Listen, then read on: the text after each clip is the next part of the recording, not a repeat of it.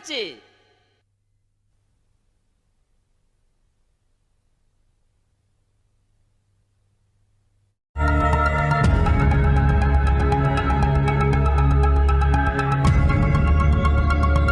இந்த கலியுகத்துல நிறைய பித்தலாட்டம் இருக்குங்கிறது கேள்விப்பட்டிருக்கோம், பலதை நேரிலையும் பார்த்திருக்கோம், அதை அனுபவிச்சும் இருக்கோம். ஆனா கோவில்ல ஒரு விதவை விளக்க கடந்து போகும்போது அந்த விளக்கு எரிஞ்சு அவ சுமங்கலின்னு கடவுளே சொல்லுதுன்னா நம்ம கண்ணால பார்த்தது பொய்யா, இல்ல கடவுள் காட்டினது பொய்யா, இல்ல அந்த பொண்ணு விதவைங்கிறது பொய்யா? அப்பா, நீ ஏப்பா டென்ஷன் ஆகுற? நான் உண்மையதானே சொன்னேன். என்ன உண்மையை சொன்னீங்க? தெய்வம் சொன்னது பொய்யான சந்தேகப்படுறதா நீங்க சொல்ற உண்மையா? பின்ன என்ன மோசா, நம்ம கண் எதிரிலேயே ஒரு அமங்கலி பொண்ணு விளக்க கடந்து போறா, அவ சுமங்கலின்னு தெய்வமே சொல்ற மாதிரி நம்ம நம்புற விளக்கு எரியுதுன்னா என்னன்னு சொல்றது? கல்யாணமே ஆகாத ஒரு கன்னி பொண்ணு அந்த விளக்க தாண்டி போனா அப்ப கூட தான் இந்த விளக்கு எரிஞ்சுது. அது இல்ல மூசா, தான் கட்டின தாலியை வீட்டுக்காக மறைச்சு வாழ்ந்தா அபிராமி. ஆனா கட்டின புருஷன் உயிரோடு இருக்கும்போது எந்த பொண்ணும் அவன் கட்டின தாலியை அறுத்து எரிஞ்சிட்டு அமங்கலையா வாழ்ந்துகிட்டு இருக்க மாட்டா. சண்டை சச்சரவு விவாகரத்து ஆனா கூட ஒரு பாதுகாப்புக்காக, ஒரு மதிப்பு மரியாதைக்காக, தான் வாழ்ந்த வாழ்க்கைய வருடி பார்க்கறதுக்காக, தன்னோட கடைசி மூச்சு இருக்கிற வரைக்கும் ஒரு பொண்ணோட கழுத்துல தாலி இருக்கணும். சாகுற எந்த பொண்ணும் ஏழை பணக்காரியா சாகுறாளா, வாழ்ந்து முடிச்சு சாகுறாளா, வாழா வெட்டியா சாகுறாளாங்கிறத விட அவ சுமங்கலியா சாகுறாளா அமங்கலியா சாகுறாளாங்கிறத வச்சுதான் அவ பாவத்தை சுமந்துட்டு போறாளா புண்ணியத்தை தேடிட்டு போறாளான்னு இந்த உலகம் முடிவு பண்ணும். அப்படிப்பட்ட பாவ புண்ணியத்தை தீர்மானிக்கிற அந்த தாலிய எந்த பொண்ணும் புருஷன் இருக்கும் போதே அறுத்துட்டு அமங்கலியா வாழ்ந்துட்டு இருக்க மாட்டா.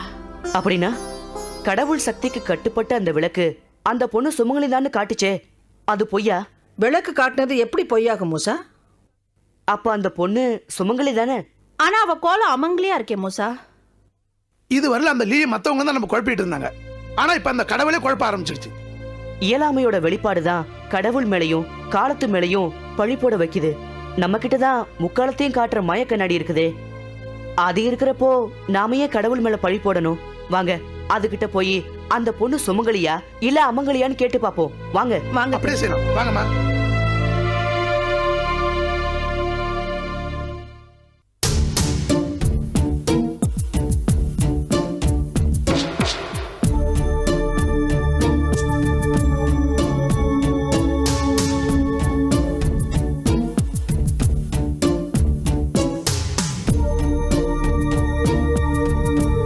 உள்ளதை உள்ளபடியே காட்டும் மாய கண்ணாடியே, காலப்பதிவு களஞ்சியமே, உள்ளங்கை புண்ண பார்க்க கண்ணாடி தேவையில்லைன்னு சொல்லுவாங்க. ஆனா நாங்க நேர்ல பார்த்த ஒரு காட்சிய நம்பாம இருக்கவும் முடியாம விளக்கம் கேட்டு உன்கிட்ட வந்திருக்கோம். நாங்க கோயில்ல பார்த்த பெண்ணோட கணவன் உயிரோட இருக்கிறானா இல்லையா என்பதை தெள்ள தெளிவாக எங்களுக்கு காட்டு.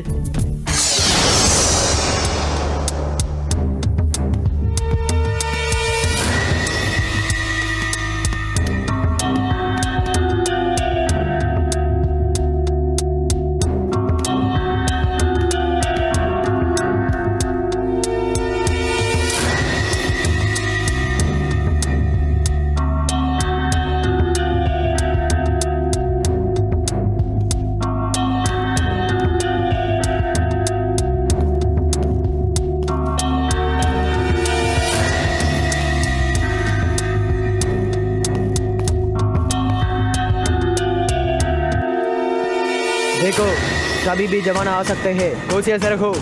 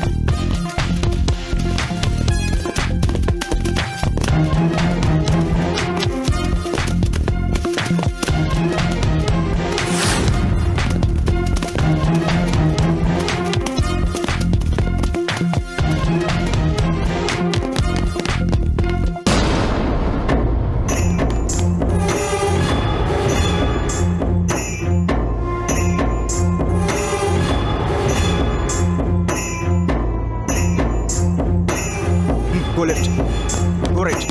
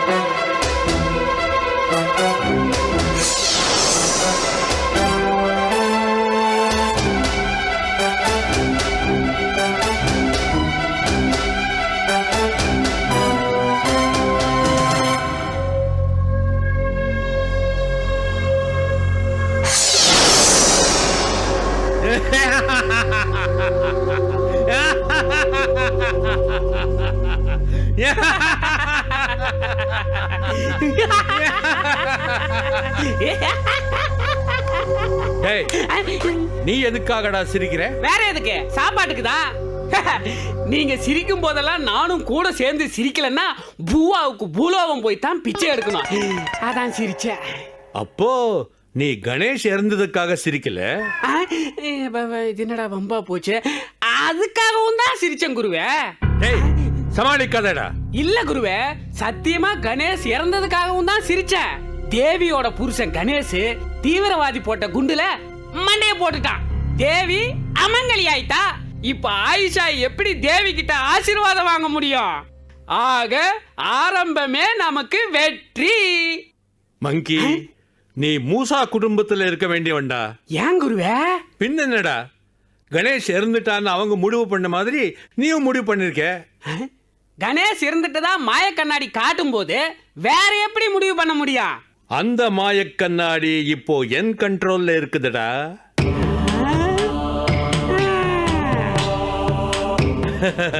கணேஷ் குண்டு விடுப்புல தூக்கி வீசி விழுற வரைக்கும் தான் அவங்களுக்கு காட்டணும்னு அவங்க வீட்டு மாயக்கண்ணாடிக்கு ஆர்டர் போட்டு அடக்கி வச்சதே இந்த லீஸ் வாங் தான். ஆரம்பமே அமர்க்கலமா இருக்குதே. மேல சொல்லுங்க. அப்ப அந்த கணேஷ் சாகலையா குருவே? இல்ல, அதுக்கப்புறம் என்ன நடந்ததுன்னு நீயே மந்திர நீர்ல பாரு.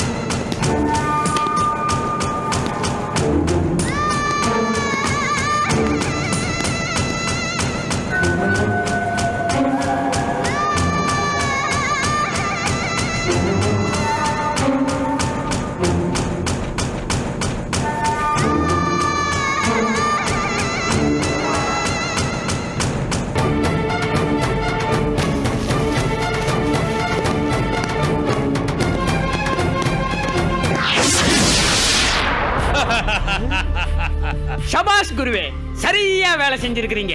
கணேஷ் தீவிரவாதிங்க கிட்ட பிணைய கைதி, இனி மூசா குடும்பம் நம்ம கிட்ட ஆயுள் கைதி.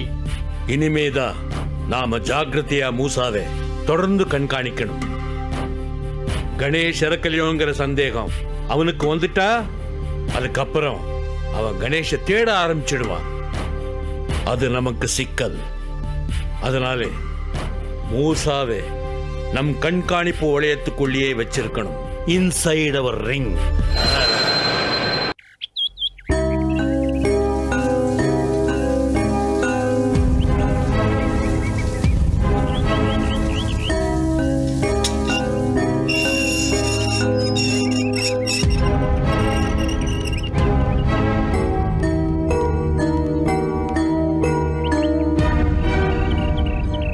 என்ன ஆண்டி யோசிக்கிறீங்க? வாங்க உள்ள போலாம். டேய் முட்டாள், இவங்களை கொடுமைப்படுத்தின மாமியார் வீட்டுக்குள்ள இருக்காங்க. அப்ப இவங்க எப்படிடா உள்ள போவாங்க? ஆண்டி, உங்க மாமியாரை பார்த்துலாம் பயப்படாதீங்க. நாங்க இருக்கோம், தைரியமா உள்ள வாங்க.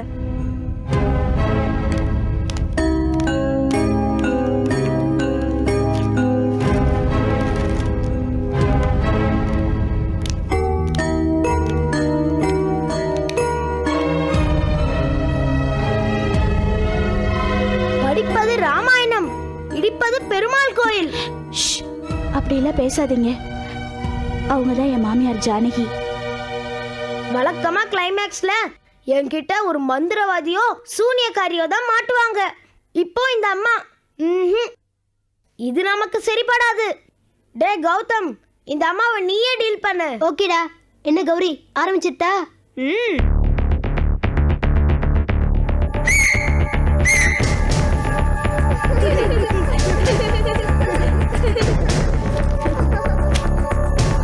என்னது, இப்பதான் முழுகாம போனா அதுக்குள்ள தோல் உயரத்துல 4 பிள்ளைங்களோட வந்து நிக்கிறா. அதுக்குள்ள பிள்ளைய பத்தி வளர்த்திருக்க முடியாத. சரி ஆண்டி, வாங்க போலாம்.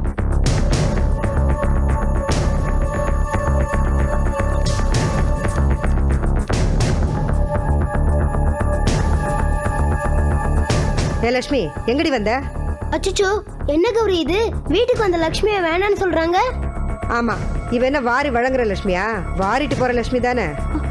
அத்தை. என்னடி அத்தை பசப்பி, உன்னோட கதையெல்லாம் தெரிஞ்சு போச்சுடி. எதுவும் பேசாம திரும்பி நடைய கட்டு. குதிக்காதீங்க aunty, cool down cool down. அப்படியே சிட் டவுன். டேய், நீங்களே யாரு?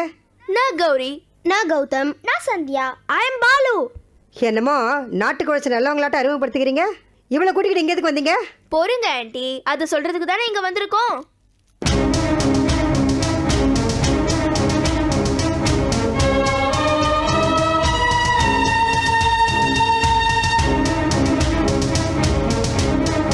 டேய், நம்ம ஹீரோடா. பொண்டாட்டிய சந்தேகப்படுறவங்களாம் எப்படிடா ஹீரோவா இருக்க முடியும்? ஏ லக்ஷ்மி, என்ன பொடுசுங்களை கூட்டு வந்து மிரட்டிட்டு இருக்கியா? தொலைச்சிருவேன், தொலைச்சு. அதான் ஏற்கனவே ஒரு நல்ல பொண்டாட்டியை தொலைச்சிட்டீங்களே, இனி எதை புதுசா தொலைக்க போறீங்க? இந்த பார், நல்ல பொண்டாட்டியோ கெட்ட பொண்டாட்டியோ அவ யாருக்கு பொண்டாட்டிங்கிறத பிரச்சனை இப்போ. லக்ஷ்மி, நான் கட்டின தாலியை சுமந்துக்கிட்டு என் வீட்டு சாப்பாடையை சாப்பிட்டுட்டு எவனோட புள்ளைய வயிற்றுல சுமந்துட்டு இருக்கு? ஐயோ, நான் சொல்றத கொஞ்சம் கேளுங்க. அந்த மாதிரி பேசாதீங்க. அந்த ராஜேஷ்ங்கிறவன் நம்ம 2 பேரையும் பிரிக்கிறதுக்காக திட்டம் போட்டவன். என்ன இது உன் புது கதையா? பழைய கதை தான் அங்கிள். ஆனா நீங்க தெரிஞ்சுக்க வேண்டிய கதை. கௌரி, வட்டத்தை போட்டு படத்தை காட்டு.